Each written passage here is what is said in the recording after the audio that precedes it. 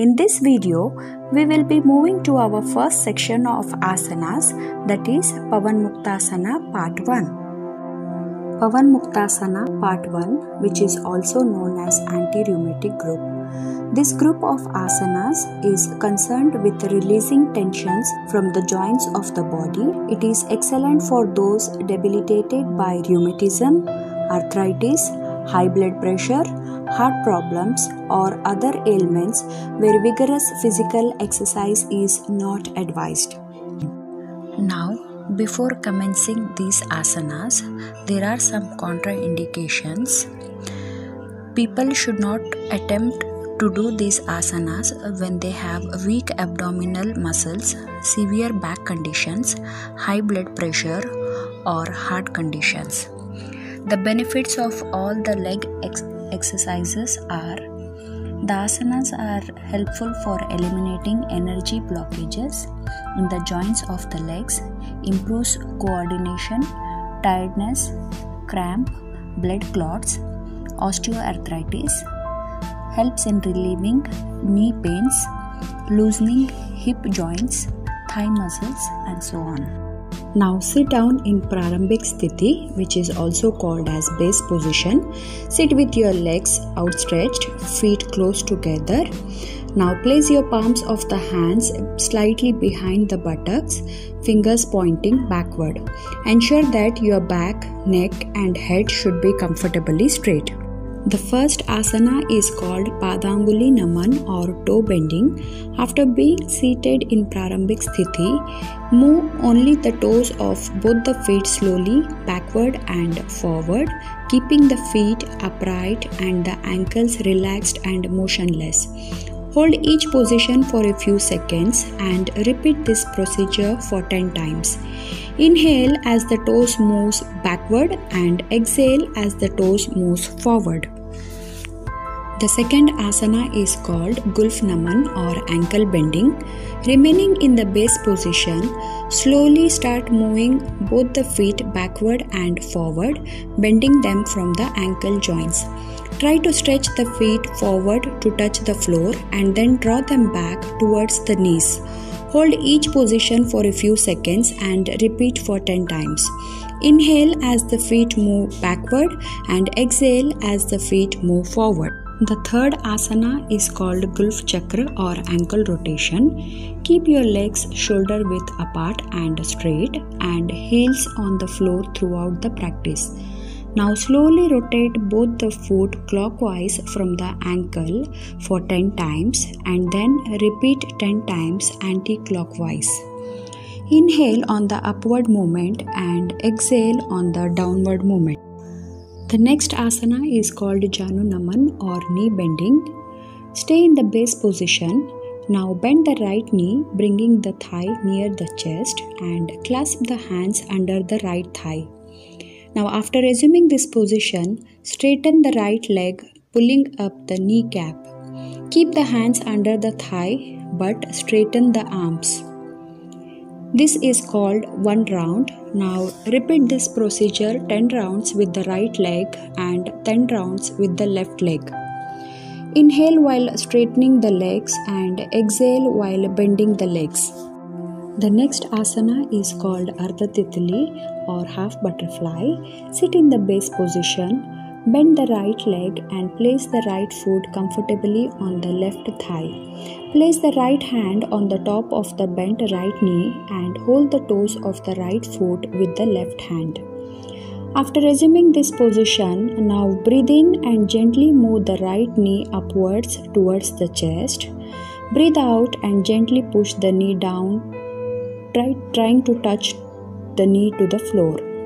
This is called one round. Repeat this procedure for 10 times on the right leg and 10 rounds on the left leg. The next asana is called Purna Titli Asana or full butterfly.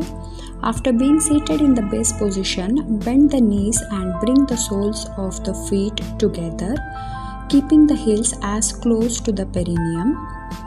Now clasp the feet with both the hands. Gently move the knees up and down towards the floor. Do not use any force. Practice this for 30 up and down movements. The breathing procedure will be normal throughout the practice.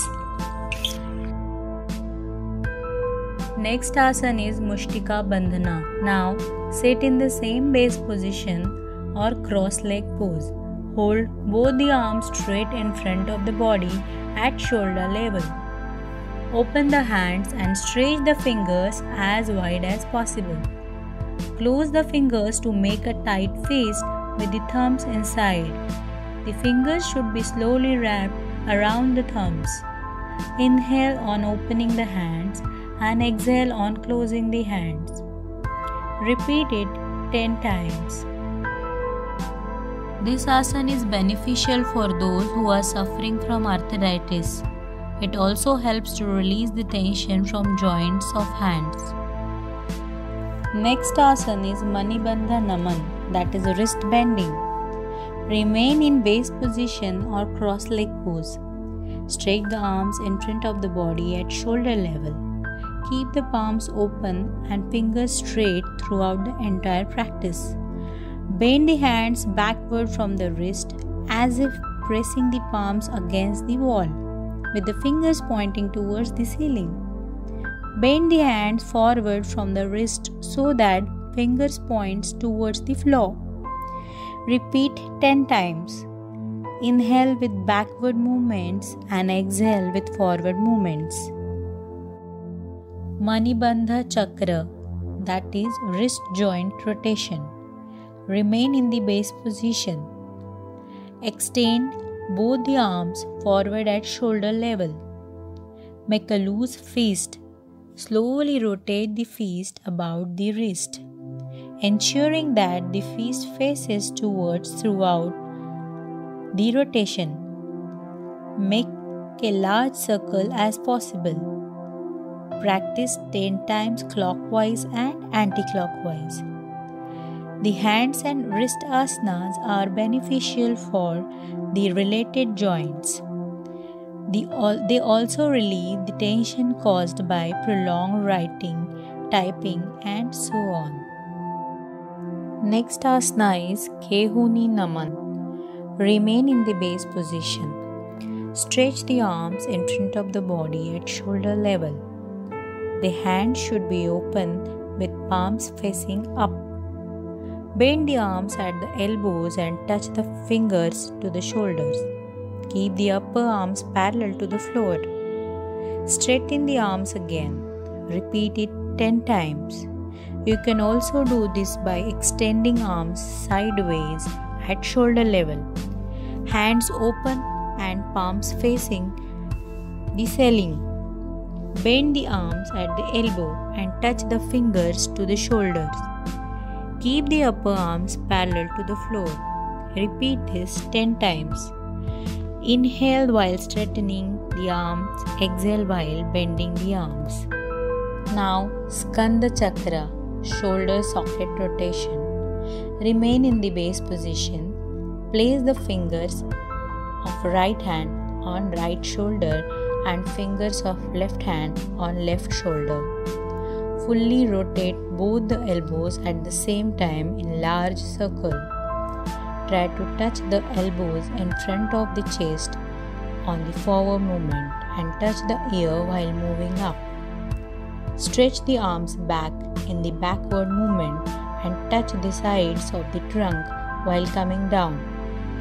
Practice slowly 10 times clockwise and 10 times anti-clockwise. Inhale on the upward stroke and exhale on the downward stroke. The shoulder asanas release the strain of driving and office work and also helps release the pressure in the cervical spondylitis and frozen shoulders. Next asana is Griva Sanchalana, that is neck movements. Remain in base position with the hands resting on the knees in Dhyan or Chin Mudra. Close your eyes. Slowly move the head forward and try to touch the chin to the chest. Move the head as far back as is comfortable. Do not strain. Feel the stretches of the muscles in front and back of the neck. Practice 10 times. Inhale on the backward movement and exhale on the forward movement. Relax the shoulders. Slowly move the head to the right. Bring the right ear close to the right shoulder without raising the shoulders. Move the head to the left side and bring the left ear close to the left shoulder. Do not strain. Touching the shoulder is not necessary. Practice 10 rounds. Inhale on upward movements and exhale on downward movements. Now keep the head upright and eyes closed. Gently turn the head to the right so that the chin is in line with the right shoulder. Feel the release of tension in the neck muscles and loosening of neck joint. Slowly turn the head to the left as far as is comfortable. Practice 10 times on each side. Now inhale while turning to front and exhale while turning to sides. Now rotation.